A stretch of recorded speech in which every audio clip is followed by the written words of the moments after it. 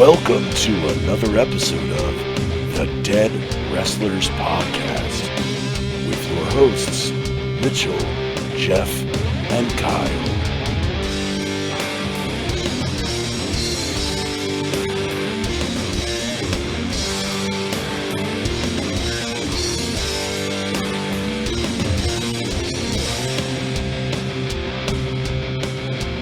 Welcome in to the Dead Wrestlers Podcast.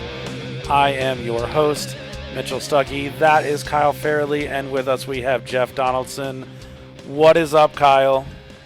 Well, I won this matchup, but all my other ones I suck. So I'm not doing very well in fantasy. I do, however, have a winning record in my wife's league. But that's only because the guy I was playing against this week had Ezekiel Elliott in his lineup. But all that really matters is the Dead Wrestlers League, which I am on a terrifying 3-0 streak and just decimating everybody in my path. So I am happy. What about you, Jeff? How are you? Well, this week, despite being dubbed Bimageddon or Bipocalypse, however you want to call it, I largely came away unscathed in my other fantasy leagues. I was a 3-1 record. And I am also in a guillotine league that I did not get the chopping block. I had the highest score that week. So I did, however, lose my second in a row in this league, which I'm not happy about. And not having Najee and AB and the Walrus and losing Miles Sanders early in the game when it actually looked like he might actually do something this week hurt me. He sucks. Justin didn't have his best week, and I could not capitalize on it. So that's where I'm at. Well, I'm glad that you're doing so well in your other leagues. I am in a lot of leagues, and what I've realized over the past few weeks is that I'm just not good at fantasy anymore. The best I'm doing in any league that I'm in is one game above 500. So I'm 4-3 in one league, and I'm either 500 or worse in every other league. So I'm not good at fantasy anymore, and here I am doing this fantasy podcast and being terrible in my own league. That makes sense. That's what I should do. Yeah. So now you know who's running this show. It's someone who doesn't even know what he's talking about. So I feel like we should talk about how you prepare for fantasy each year. And the reason I bring that up is because for the longest time in fantasy, I would just use magazines like fantasy magazines, or I would use the ESPN Top 300, and I did really well in leagues. Like, I knew what I was talking about. Well, I didn't know what I was talking about that well, but I did well. My team performed well. I drafted a good team.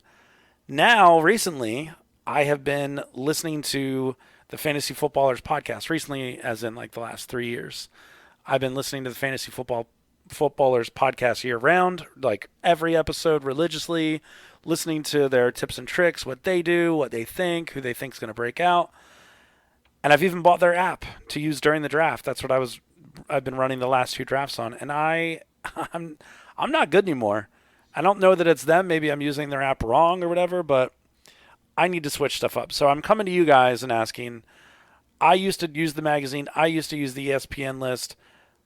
I use an app now, and it's not working out for me. Kyle, what do you do for a draft? Honestly, I do the same thing that I've done every year.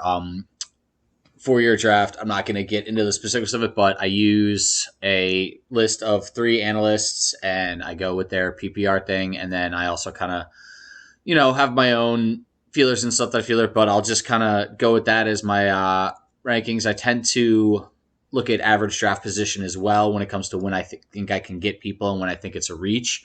Sometimes it's worked out for me. Sometimes I end up missing on somebody because somebody else, valued them more, took them before I could do it. But overall, I typically do the same thing year in and year out. Some years I win it, other years I don't. But it is what it is. Until I consistently lose, multiple seasons in a row and don't make the playoffs, I probably won't change what I do.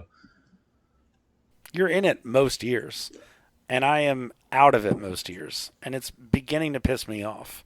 So I'm going to have to change things up. I know that and I'm not going to give away your sources or even guess, but I have a guess as to what you use, and I just recently found out about them this year, so I do think I'm going to look into them a little bit more next year.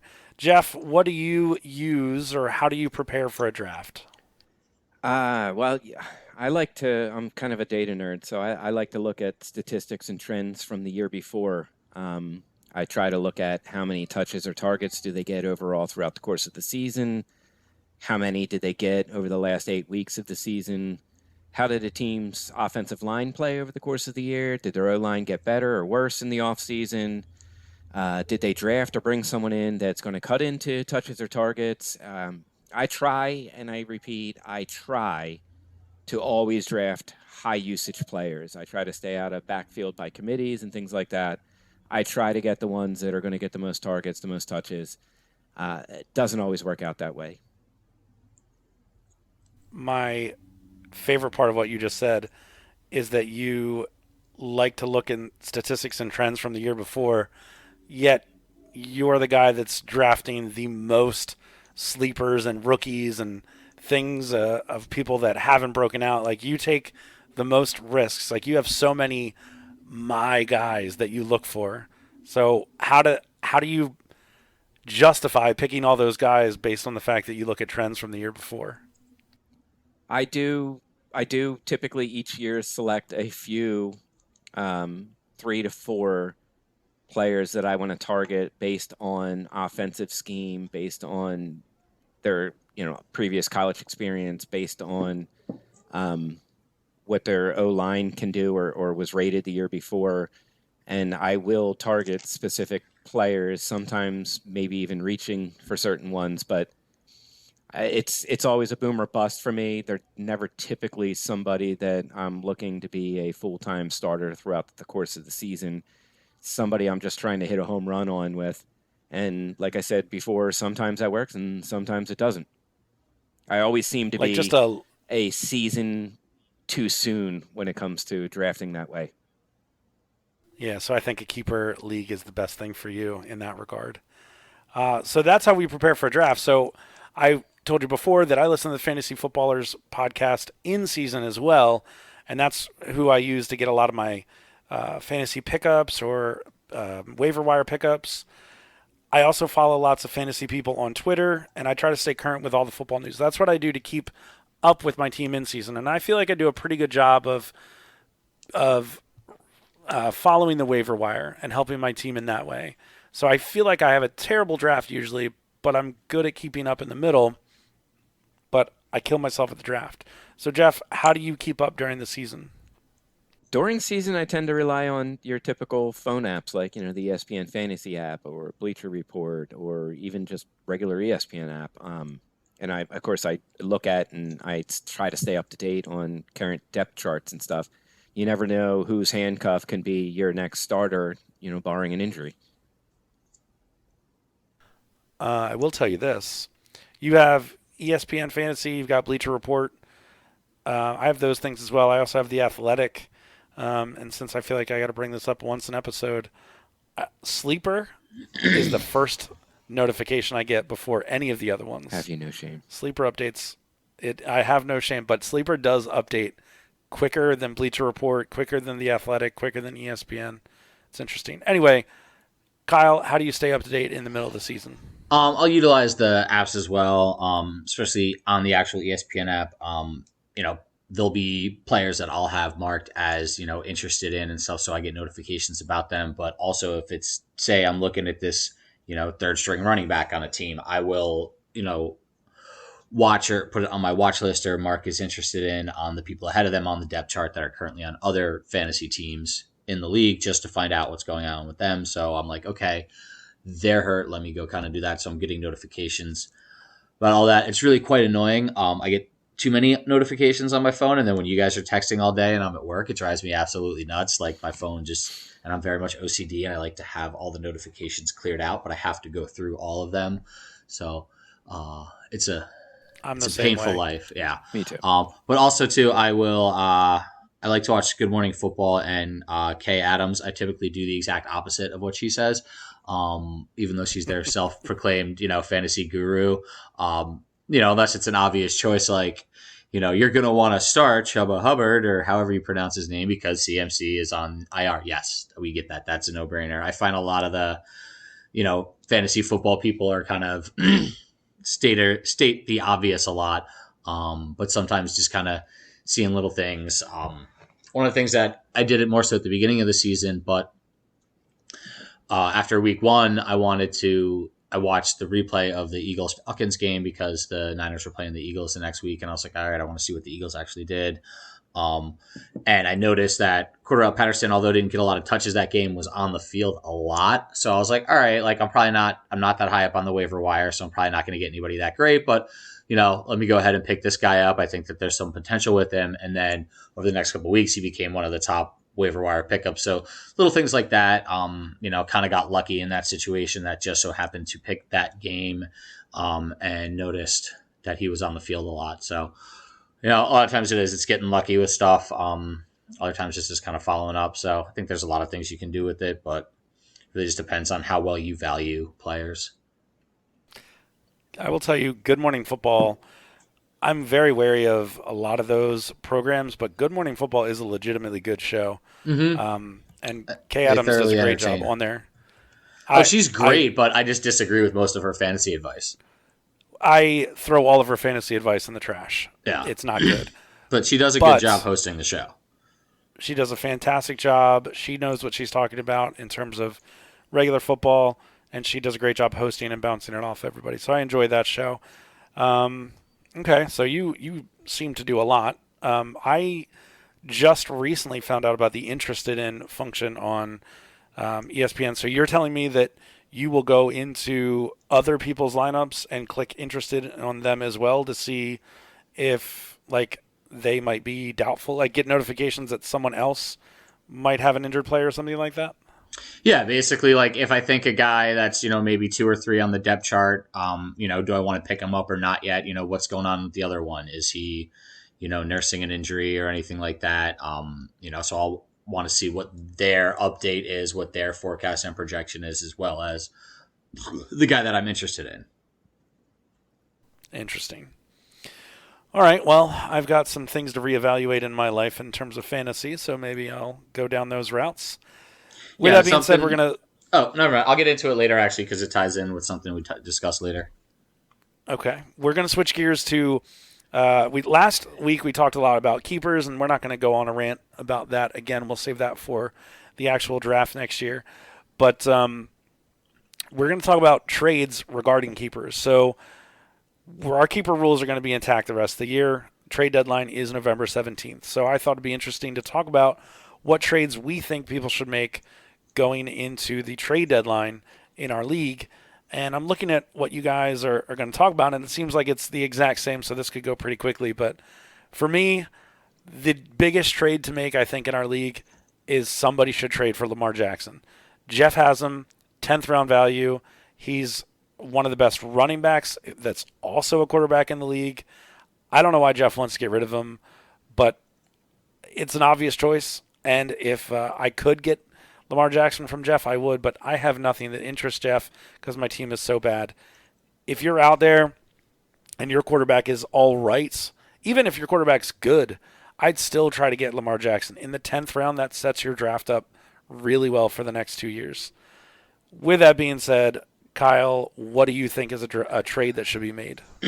Well, I think in light of the, keeper rules currently being intact, I think unloading somebody who no longer has keeper eligibility with their current owner is definitely the way to go. I know Lamar headlines that. I'm not sure who else is still available that falls under that. I know CMC went on the move. Zeke went on the move. I don't remember if Josh Allen was a second-year keeper or if Jen drafted him last year. I know for me, this is my first year keeping Kamara and Rodgers, so I got one more year with both of them if wanted. I'm just not sure who the other top ones are out there, but yeah, it makes sense for Jeff to unload Jackson at that value of being a 10th round pick.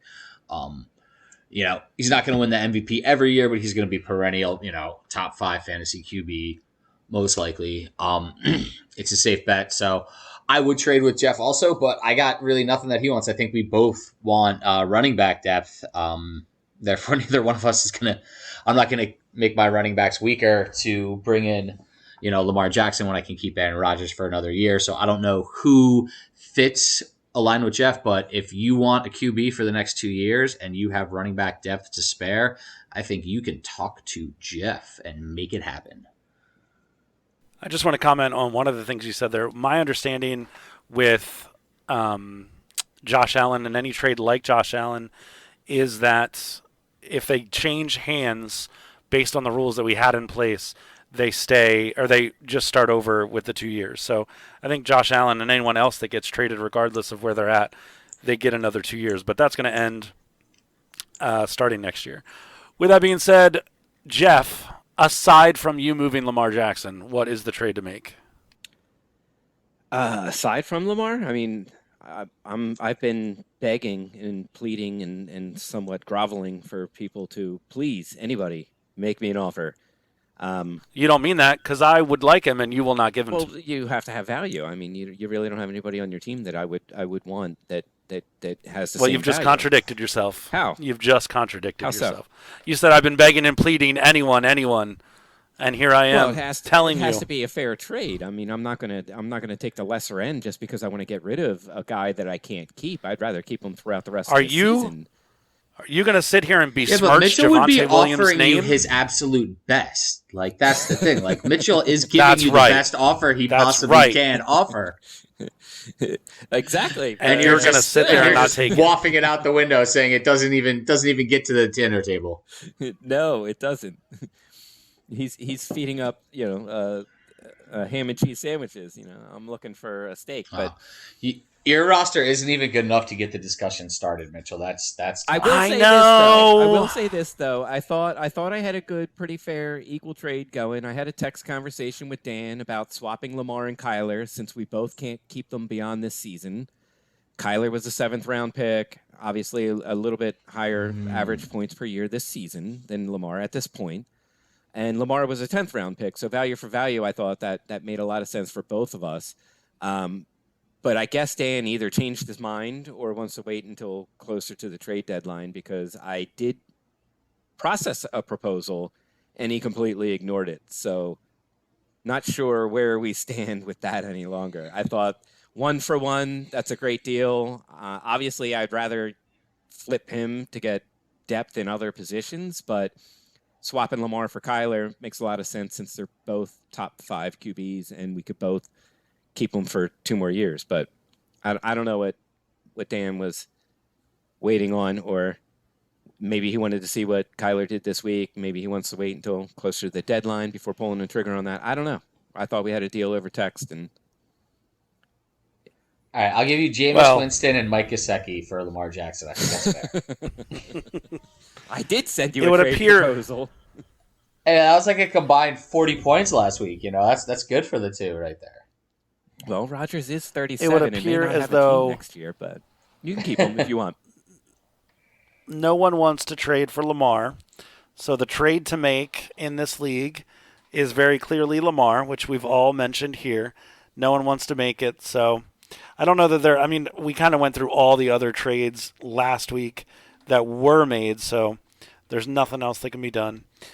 So we are going to move to quick hitters, which I wasn't prepared for about 20 minutes ago, but I am ready for if you guys are ready. Sure. Bring Let's it do on. All right, so here we go. This is going to be an actual quick hitter, so I need quick answers. Off the top of your head, we'll go with Kyle first. Kyle, you'll get the first question. Jeff, you'll get the second one. Kyle, off the top of your head, real quick, gut reaction. What is the best sports memory of your lifetime? I would probably have to say when the Red Sox won the World Series, it was my 21st birthday, it was game 3, just like that whole everything, just finally legally being able to drink, going to Boston for the parade, seeing them win on TV, calling Mark Bellhorn's home run off the foul pole, all of it was awesome. All right, Jeff, you get a different question. What is your worst sports memory of your lifetime? Worst sports memory. Okay, I think it's probably my first Phillies game at the Vet. The Phillies were playing the Giants, and it was early in the Barry Bonds days. And the Phillies were up until I think the 8th inning, and Barry Bonds came up with the bases loaded and hit a grand slam to win the game for the Giants. And that was my first Phillies memory, and also one of my worst. it's funny that we are supposed to be talking about football, but both of you chose baseball. And if you were to ask me what my best sports memory of my lifetime is, as big of a football fan as I am, I would without a doubt say watching Brad Lidge get the strikeout to win the World Series for the Phillies. That was, I mean, I wasn't there. I watched it in my apartment bedroom, but lost my mind. So I'm going to flip the script now. Jeff, off the top of your head, what is the best sports memory of your lifetime? Okay, so this happened at a sporting event, but isn't necessarily related to the event itself. So I proposed to my wife at a Phillies game and was on the Fanavision, and obviously she said yes. And that was a big moment. I had people patting me on the back. Everybody was cheering. I had a guy offer me, $1,000 to a furniture store that he owned, and it was a nice night. It was at a sporting event, but not necessarily tied to the game itself. So What was the sporting event? it was Phillies Dodgers, happened in between the fourth and the fifth inning, Ooh. 2008, during the You had- heyday. that's a good year to do it. Yeah, 2008, really? So you guys actually hadn't been no, married that 07. long before I'm I sorry. met you. 07 was when I proposed. 08 was when we got married. Okay. Interesting. I had no idea. I didn't know you were one of those guys, but hey, that works for some people. I got the DVD. Luther Vandross sings beautifully in the background. I can Hold I can on. show Do it you really somehow. have this on video? Oh yeah, it's all on video. They send it to you. Okay. For sure we're watching that at the draft. For sure bring that to will the not. draft. Everybody Watching bring that your at the engagement draft. stories to the draft. Oh Do you have my an gosh. engagement No, video, just bring Mitchell? that video. I don't. No, I did that. Becca said that is something she wants done privately, and so I made sure not to make it a big thing. I proposed to my wife on the stage at the Howl at the Moon we You- were both working at. You did an amazing job. Yours was really amazing. Was it in front of 38,000 people? No, it was Okay, only like now we're 100. It was measuring. probably like 175, 200 people. Still, that's a lot of people. Just messing. Okay, we're in a pissing contest. So, All right, yeah, back to football. Enough of this crappy romantic shit. well, it's been baseball for everyone so far. Kyle, what is the worst sports memory of your lifetime? Well, to bring it back to the focus of our show, it is a football memory. It would be the 2011 NFC Championship game. It's tough to even say his name. Kyle Williams, because not only did he disgrace the 49ers, he also disgraced the good name Kyle. 2 muff punts, one at the end of regulation, which allowed the Giants to tie it, and then another one in overtime, which set up the game-winning field goal for the Giants to go to the Super Bowl. And at least they did beat Tom Brady and the Patriots. But it would have been Alex Smith's closest shot to getting to the Super Bowl. Niners had it. Kyle Williams literally handed it to the Giants twice. And that is my worst sports memory.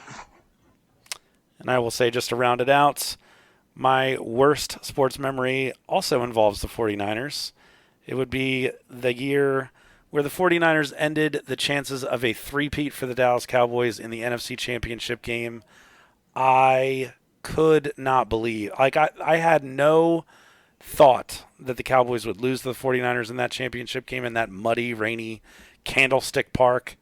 And they did. And I cried my eyes out. I was devastated. And I've hated the 49ers since, but they haven't really been – Cowboys haven't really been anywhere since then. So It was the Not last worried. time the Niners won the Super Bowl. So, yeah, but no one ever brings that up, do they? No. well, because we've been there twice since then. It was just, we lost them. Yeah, I don't know. So that, I guess that's a good question.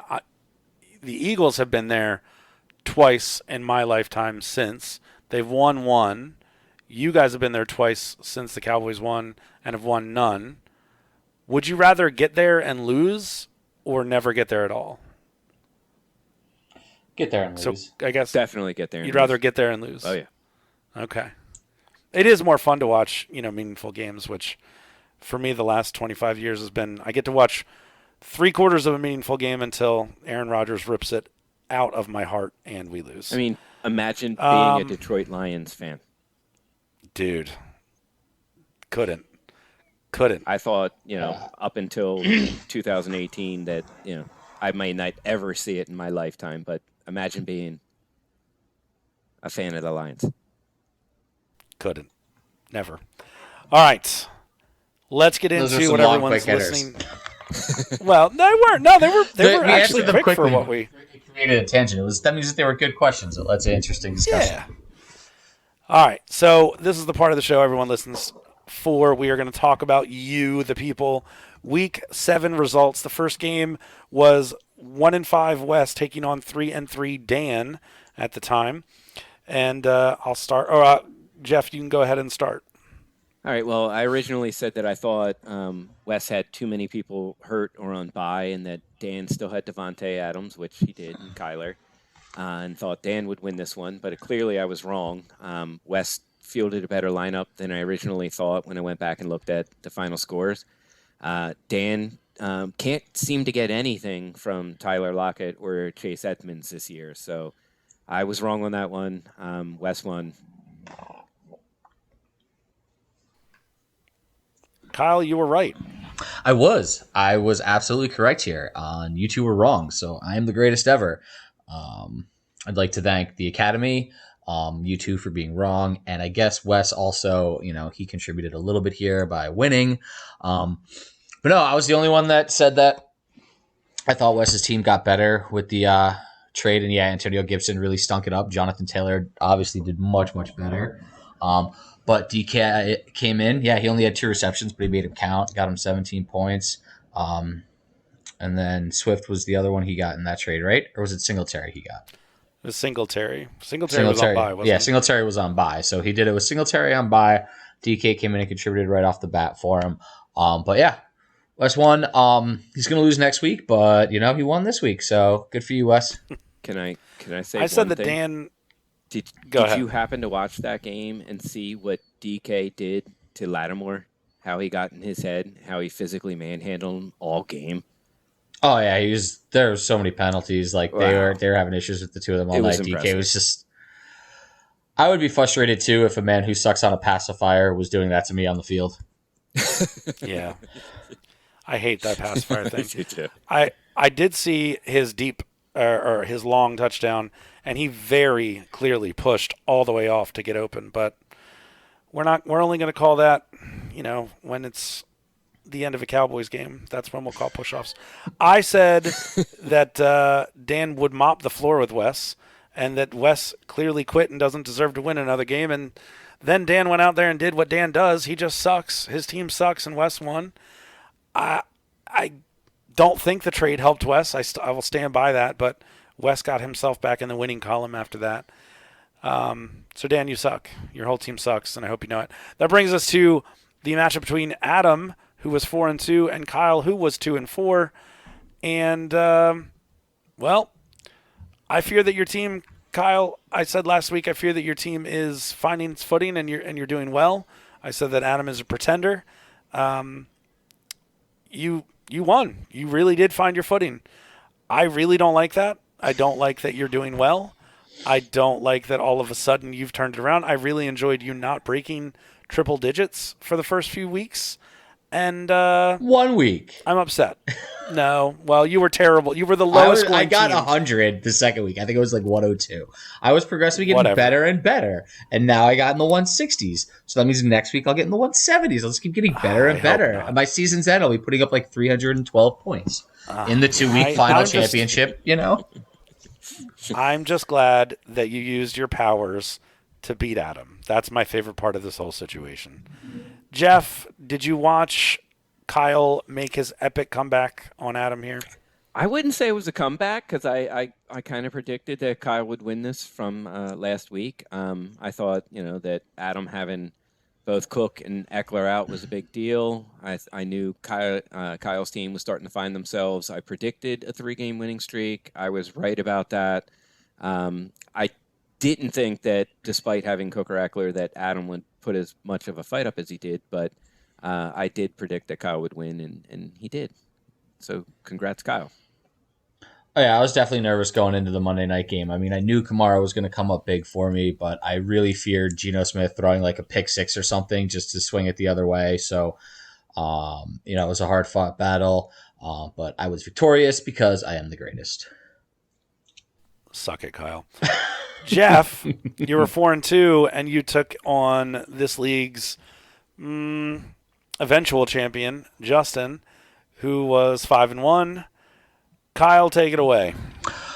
Well, Jeff, I put my confidence in you, and clearly I was wrong. Justin was just the better team. You are starting to spiral out of control. I think the better I do, the worse you get. So I'm sorry for you because, I'm only going to get better. So I really hope that this isn't the beginning of your circular spiral into the toilet bowl. I think you need to ride with Burrow. Hopefully somebody can offer you a running back top quality for Jackson. Otherwise, I fear you might be in the toilet bowl again. Jeff, you said that ESPN had this as a 50-50, 51-49 game in favor of Justin. How do you feel now? I think I did say last week that it's kind of hard to argue with his 5-game winning streak. I also said that I didn't think his individual matchups would work out in his favor this week. I don't think they did. I mean, he only put up 130 points. He had both his starting quarterback and his top running back fail to score double digits in points, and I still managed to lose this game somehow. So it was there for the taking, and my team fell flat on their face. I had Justin winning. I said he was going to win based on the trade. He stacked his team, and he went out and won. It took out the trash that is your team. You're a pretender, and you always have been, and you're going to be in the toilet bowl with Dan, not me, 100% not me. But his Justin's team is good, and it's kind of hard not to win when you get your best friend to make a nonsense trade with you. So way to go, Justin. You did it. We're all so proud of you after your actions. Zach was 5-1. Jeremy was 3-3. Jeff, how did you feel about Zach eking out a win there on Deebo Samuel's back? I think the total points were kind of uninspiring for both teams. I would have expected somewhere in the 150, 140 something range. Who scores in the 120s? We're a bunch of losers. They would have lost to a handful of teams this week, including myself. Not me though, but including yourself. I wouldn't have beaten either of them. But I would have beat everybody but Jen. Because how ironic is it that if Jeremy would have just started Mitchell's favorite Baltimore running back, that he would have won in this game? That's right. Tyson Williams would have won it for Jeremy had he placed him in his lineup. And Zach wins despite making a horribly poor choice of picking up and starting Case Keenum when there were much better options out there on the waiver wire. Zach clearly has some luck on his side and in able to be, continuing his winning streak. I thought Jeremy should have had that game and probably could have if he made a different lineup decision. I didn't even see that anybody picked up Tyson Williams.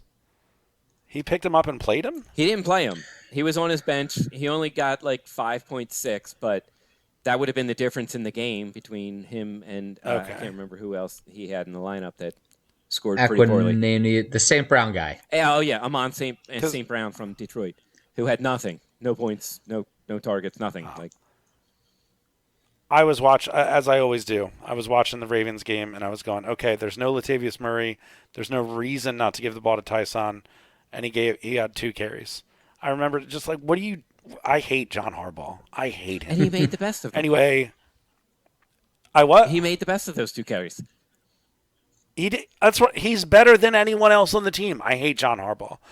But you know what? I don't have to worry about it. I dropped Tyson in every league like he was Julio Jones. Zach almost lost, but he didn't, and I wish he would have. And Jeremy, you're just a failure, and you failed me, and I'm upset with you. And good luck getting over your infection. You've now been infected by Zach and his STDs. Kyle, what did you think? Well, I had predicted Jeremy to win this as well, and he should have. There's no reason why Zach should not have lost putting up 126. Thoroughly disappointed. However, I will, as much as Jeff is going to bash Zach for playing Case Keenum, last week when we recorded the show, he had Sam Darnold in his lineup, and I just absolutely ripped that. So I'm sure that, Zach heard that, cried a little bit, and then went and picked up Case Keenum and played him Thursday night. So you're welcome, Zach. Um, I was able to help you win. It wasn't my intention, but, you used it to your advantage. So kudos to you. But I am curious as to what your team name will be next. I think we've gone through so many. So I'm interested to find out what's next for you. But you still think that And that picking up Case Keenum helped him win the game when Keenum, I think, had, 12.66 points, and there was options out there like Wentz and others that clearly There would have were. been. I'm not saying that Keenum was the best option, but what he had at this point last week was Sam Darnold, and Keenum was definitely the better call than Sam Darnold. Had he stuck with Sam Darnold, he would have lost. True. So I'm saying that Keenum was better than Darnold. At least he recognized that he couldn't roll into the week with Darnold as his QB. He could have gone other options, but fortunately he didn't decide to stick with Darnold and lose for his sake. Yeah, but Baker's not even a starting quarterback in this league, and you're going to go with a backup to Baker? It worked. He won. These are the things I don't understand about Zach. I feel like Might not have been the best move, but it ended up being the right move. Oh, he could have had It's a true. much more comfortable lead in a win if he went with somebody else. That's all I'm saying. I think it was a poor choice to go with Case Keenum when you had other options that were available. I agree. just like it would be a good choice to play So, again, it was Tyson luck. Williams or to run Trey Sermon. All kinds of people make terrible moves. It's their team still win. Anyway, that brings us to me at 2-4, losing to Jen, who was 1-5. So now I officially have the worst record in the league, I think. I will say this. The question wasn't if I was going to lose. It was by how much. That's what we said last week. We said the over-under at 40. Jeff, you took the over and guessed that I would lose by 45. I lost by 46. So fantastic prognosticating by you. I thought I would lose by 50. What I found out at the end of this game is what I started this show off with by saying, I hate fantasy and I hate this league. Kyle, did you enjoy watching me lose to Jen? I kind of did, and it was nice too, because even despite Tua trying so hard to convince Dolphins not to trade for Watson this upcoming week and put up 35 points, you still lost by a landslide. So I know that had to be frustrating for you to see your quarterback put up that many points and still not even be close in this one. So yeah, I did kind of enjoy it a little bit. That's cool. Thank you for saying that. And Jeff, what are your thoughts? Well, I pat myself on the back for being closest to the point total. I think you actually did better than I anticipated. I really kind of thought it would be like a 150, 105 kind of game. That was my prediction. But Jen, kudos to her for putting up the highest score point this week. Kudos to you for doing better than expected. I am not really liking the current trend of Jen and Kyle's teams putting up points and win streaks while some teams are seemingly going backwards. Me, Jeremy. Yeah, Jen and Dan. I each had 3 players score over 30 points on our rosters this past week. Yeah, you sure did. It was nice. That was cool. Yeah. Watching Tua play his heart out for me, and then Jen just destroying. I did not care Cooper for Kupp it. and Mike Evans just had to be so infuriating to you. Like, why? First of all, But Cooper's why at were the least- Buccaneers running the score up like that? Cooper's at least Why consistent. Cooper Kupp is, but you're in the red zone. Why are you letting Mike Evans catch 3-yard touchdowns? Why are you not at all trying to cover him? Why are they not running it up the middle with Leonard Fournette? Why were they doing that to the Bears? Why did the Bears? You know what? I lost. I deserved to lose. I never thought I would win. You know what it is, Mitchell? I think that Tom Brady was doing it on purpose because I think the Bears were the team that he was never going to sign with anyways, but they decided to roll with Trubisky when Brady was on the barbershop or whatever show it was, and he was like, really? We're rolling with that you think effing it was him? guy? I think it was the Bears. think it I was think it was the the Bears Bears? and Trubisky, and he was a little offended by that, so he wanted to rub him extra hard.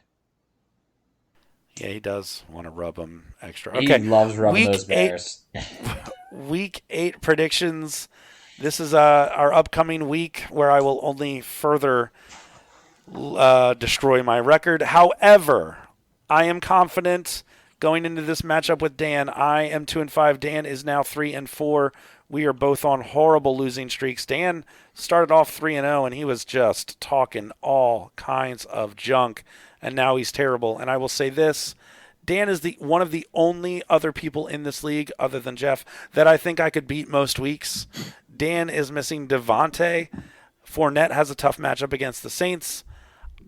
I knew I would lose to Jen. I think I have a better matchup against Dan. I still would, if I were going to bet, I would bet that I would lose, but I could win. And if I don't, then I've dug myself too big of a hole to come back in the playoffs unless CMC comes back and goes crazy. With that being said, though, because I do think I am digging myself a big hole, I am only one game out of the wild card, how it's currently set up. So as of right now, literally everybody's in it. From Jen and Wes and me, we're all still technically in it. Kyle, who wins this game? Well, Mitchell, I think that Dan's going to start off at a deficit. I don't feel like the Cardinals offense is going to do very well against Green Bay tomorrow night. Look for Aaron Rodgers to go off. Cardinals, Kyler to be kind of silenced. I think the Cardinals get their first loss of the season on Thursday night. So I think that's going to give you hope going into the weekend. And I think you're going to ride that hope through Sunday, through some tight matchups. But I think that hope is ultimately going to be crushed on Monday Night Football when Daniel Jones hit Sterling Shepard for a 65-plus yard touchdown on Monday night, thus catapulting Dan to a win somewhere around 132 to 121. So you're going to think you have a chance after tomorrow, but come Monday night, you're going to be very, very disappointed. You're really putting a numeric prediction down. I will say this. I got real excited because the Cowboys, which was basically my entire fantasy team, their matchup against the Vikings should be nothing but running the ball because the Vikings have a terrible run defense and Dak is kind of hurt. So I was like, yes, Zeke is going to have a huge week. And then I remembered I traded him. So I don't like that.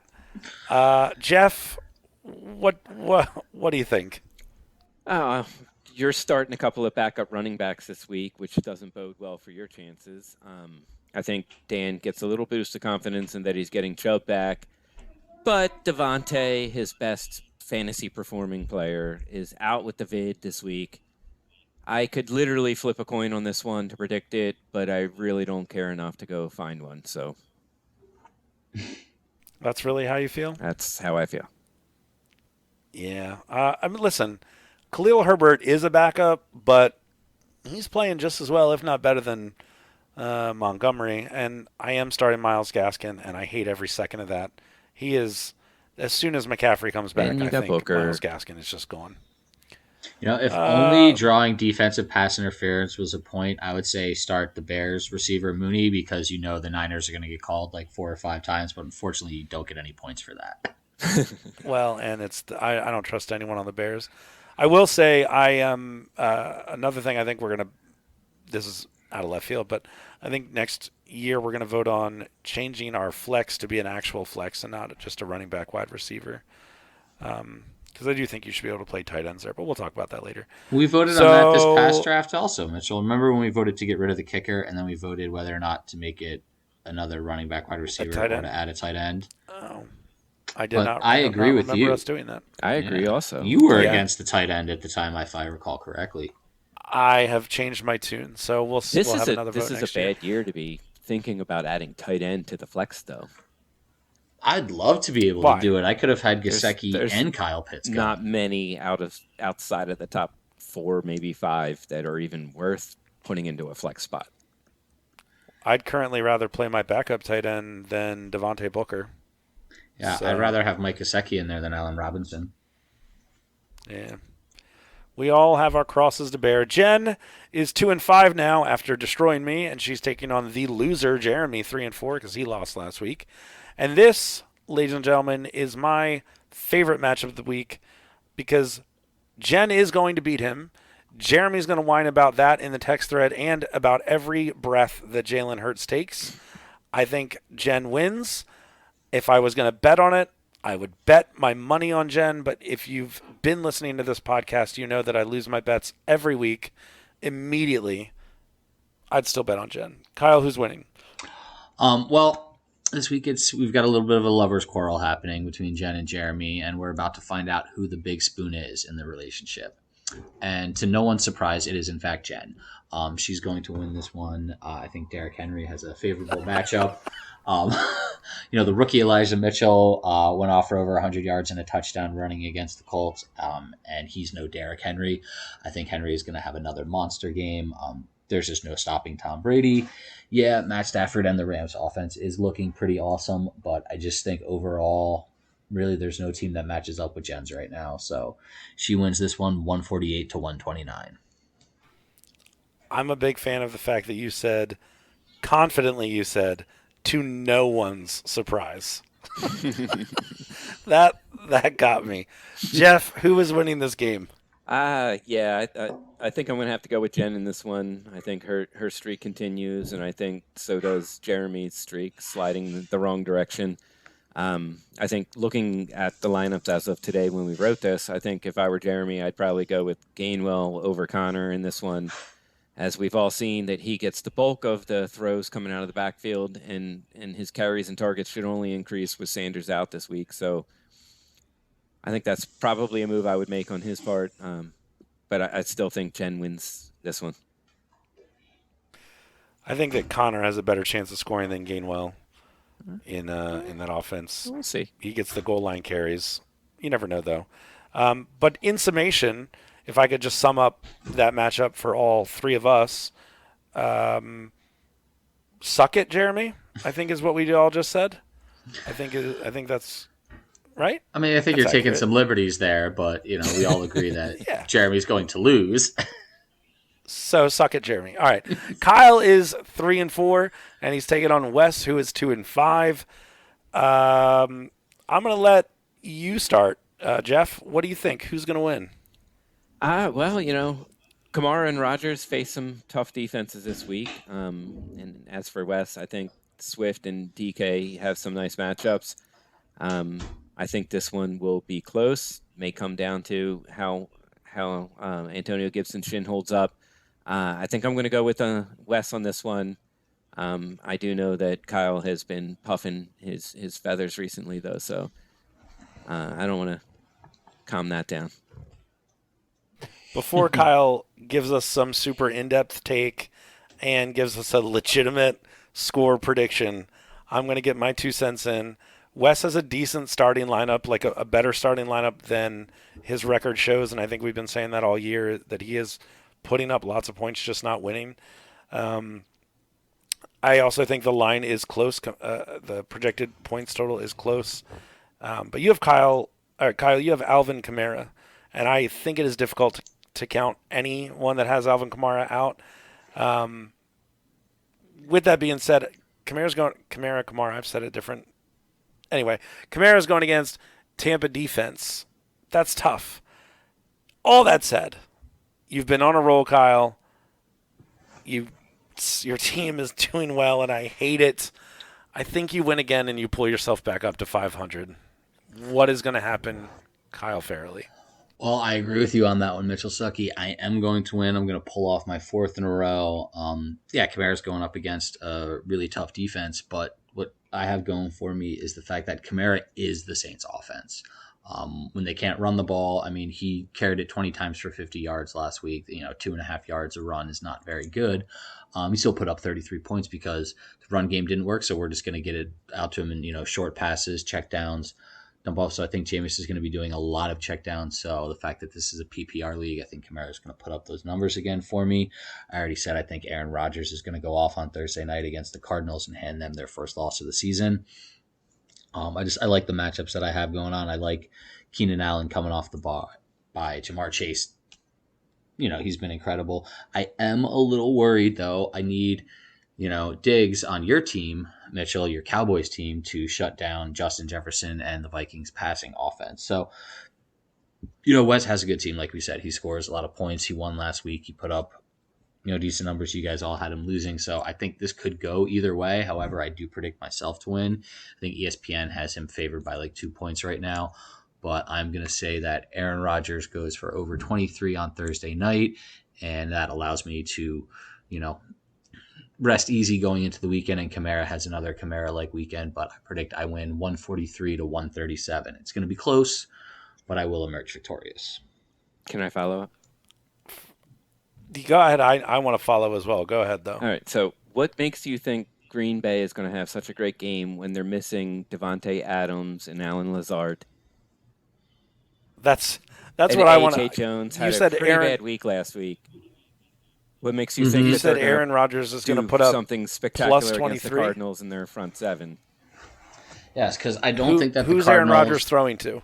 Doesn't matter. He's going to throw to Tunyon. He's going to throw to A.J. Dillon. He's going to throw to Jones. He's going to, he'll run for one.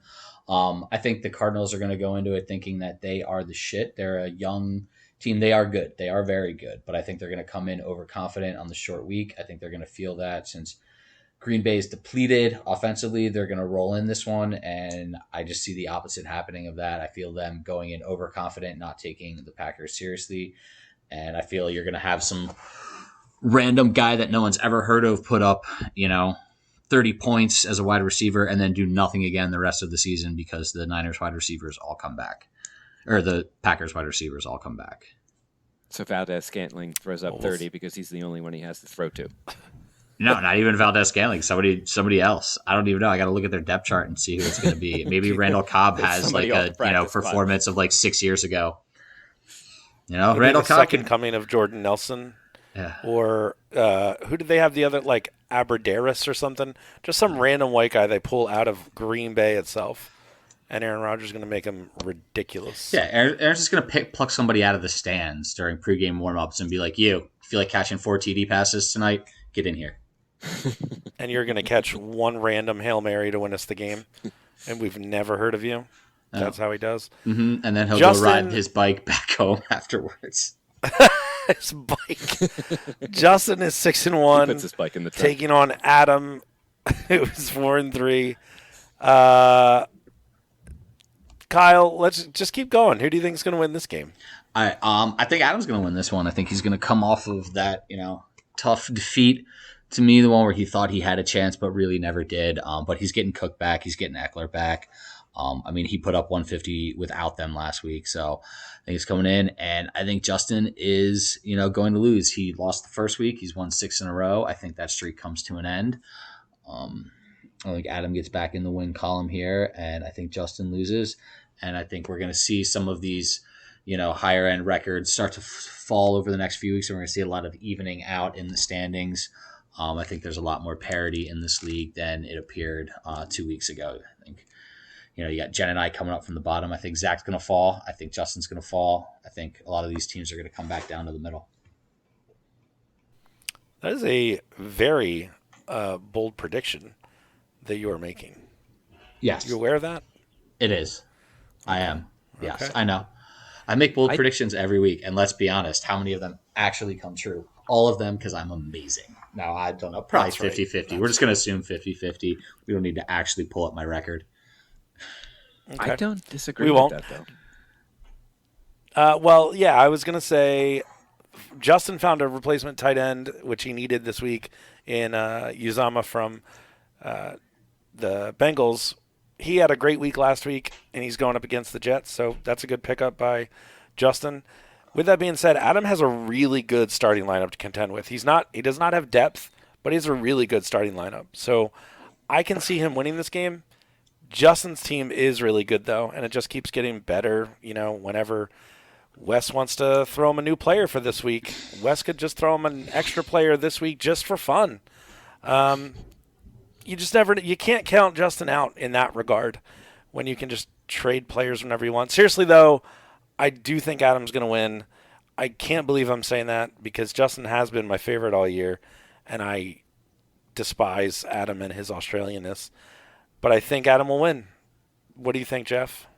I think we have a consensus here. I don't know if we did on any of the other ones, but We did. did we? had Did we? Yeah. Remember we told Jeremy to suck it? Remember you said that? Yes, That was a You direct said quote that. from you? Yeah, you said that. No, you said. I do not condone You that said kind it. of You behavior. said No, I suck it. definitely recall Jeff saying that. Mm-hmm. No. Yep. But I do agree with you guys. I do think that Adams' team, with even getting Cook and Eckler back this week, is going to help him. I think Justin on a 6-game win streak, it has to end sometime. Adam putting up over 150 last week, I think, is a big thing, especially not having Cook and Eckler. Now he's getting those guys back. I feel like this is the week that Adam upsets Justin. So, Jeff, if you could put your entire mouth around your microphone and say what you said earlier, but this time say it to Justin. Justin, No, you're not going to do it? you suck. Oh. No. What was it? I think suck it. Oh, Justin, Tell him to suck it. suck it. Oh, stuff. He said it. Oh, stuff. And that brings us to. I can't believe you said it. That's harsh. That's just way over the It's wall. really disrespectful. I think, to quote Kyle, I really think you're taking some liberties there. So, which is a good way to say that. And that takes us to the worst, who is 6-1, versus Jeff, who is 4-3. And I'm not even going to say who the worst is because you all know who the worst is. Jeff's team is definitely better than I thought it was, but it's not a league-winning team. Jeff, your team, I don't know. I really do think your team sucks, but it is better than there are some players on your team that could win you a week by themselves. With that being said, Zach's team, I think, got worse from the trades he made. You could see his low point total this week. It might be the moves he made might help him more in the long run, but his team definitely got better or got worse now, which is an unfortunate thing to do considering he had what looked to be the championship team. This is going to be a very close game. Jeff, I think you win. I will not be shocked to see Zach win, but I think your lineup this week is good enough to win. Kyle, do you agree? Do you disagree? This is a tough one. I kind of agree with you on this, especially Zach's team definitely has gotten worse since the trade. And Jeff's team is capable, but will he actually do it? I think it's tough. I'm going to look at this more from Zach's side of it. I think, he's on his fourth team name in just over a week right now. He's clearly struggling with an identity crisis. I'm pretty sure his team logo will be changed to Caitlyn Jenner next. But anyways, I just don't think he knows who he is or what he's doing. It's fine. She doesn't listen. I think this will be the first time I have to edit a show. Oh my gosh! Hey, no, the Kyle. lawyers cleared it beforehand. I do not approve of this message. Either way, back to Zach at hand here. I think the win is going to go to Jeff because I think, as I said, Zach's dealing with an identity crisis. He doesn't know who his team is or what it is. He's going to end up second guessing himself. He's going to make the wrong decisions. He's also dealing with some bye issues as well as some injury issues, which honestly, Jeff, you should pay attention and follow what's going on with Deebo Samuel. He missed practice today. If he is a no-go, that does make Ayuk a little bit more valuable. Although knowing Kyle Shanahan, he'd probably just sign himself and put him into the game rather than throw Ayuk passes. So maybe it doesn't matter. But all in all, I think Jeff is going to win, especially if Deebo does not play on Sunday. Shanahan, I want to say, is the worst coach. But John Harbaugh is still in the NFL. But then there's Shanahan because he's the worst. So, Jeff, do you win? Well, I want to touch a little bit on what Kyle just said about Ayuk and Deebo missing time and kind of bringing that full circle back to where I talked about in the beginning of this podcast where we talked about how draft strategy plays into things. And Ayuk was one of those guys that I looked at their usage over the last 8 weeks last season and the number of targets and things. And that was with Deebo out. I really didn't expect much of that would drop off with him back. But with that said, Ayuk obviously has not performed anywhere at all near his draft position this year. I can't trust him to do anything in my lineup. Aside from the 1 week that Kyle did predict that he would have a good week, and he did. So I'll give you that one, Kyle.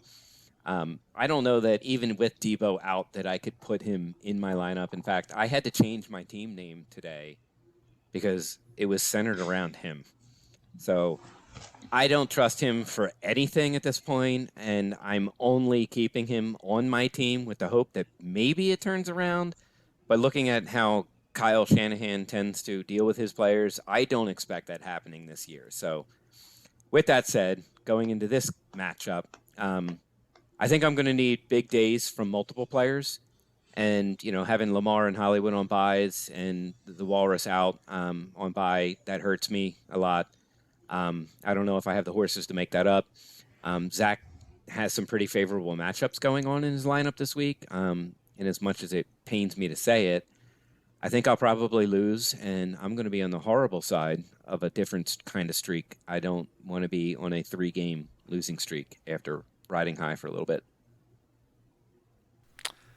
Well, Dan knows all too well about that. I will say that, yes, it's obviously going to hurt to not have Lamar for sure, but you've got Joe Burrow, and I cannot believe how well Joe Burrow is performing, and being in a couple of fantasy leagues with you. I can see that you have him in just about every other league. I don't know how you saw that coming, because I sure didn't. So you're in good position. I think you're selling yourself short here, and you're going to take it to the worst, the absolute worst. Kyle, I have to imagine this is you that put this in the show doc, but usually we end the show talking about what are some things we should talk about next show. What'd you put there? What should Zach change his team name to next? And do you have any suggestions for him? Quick look at his lineup.